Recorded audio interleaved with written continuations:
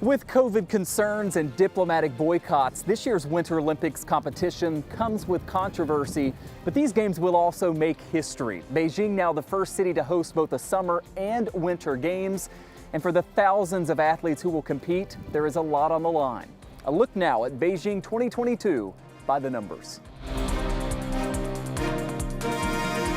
Over 17 days of competition, there are 109 total events happening at a dozen different venues, only one of which is brand new, built specifically for these games. In all, nearly 2,900 athletes are expected, 45% of them women. That is the most gender balanced it's ever been, so that percentage has never been higher. 224 of the athletes are on Team USA, coming from 31 different states. At 16 years old, Alyssa Liu is the youngest American Olympian. Meanwhile, at 40, snowboarder Nick Baumgartner is the oldest. This will be his fourth Winter Games. He and all the other snowboarders and skiers will compete on artificial snow, virtually 100% of it man-made. This report from Georgia State University titled Slippery Slopes says the host committee will use 49 million gallons of water and 300 cannons to create 42 million cubic feet of fake snow.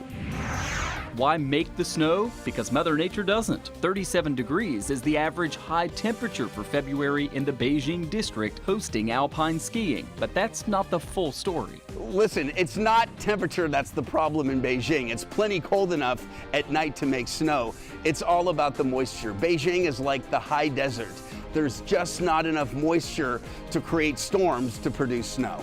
In terms of watching, there will be 2,800 hours of coverage here in the U.S., making this the most broadcast Winter Games ever, and not just on television. A lot of that is going to be streamed. Over 2,100 hours will be streamed. More than 1 million people in the Beijing area signed up to be volunteers for the Games, and the total budget approaches $4 billion. Sounds like a lot, and it is, but it's 14 times less than the record-breaking Sochi Games back in 2014.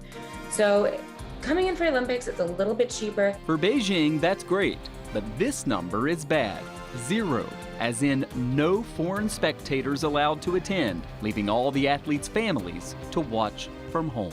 Will the Beijing bubble hold and keep COVID out? They hope strict rules and daily testing will do the trick. Certainly one of the storylines we'll be following over the next couple of weeks. For 9 News, I'm Michael Wooten.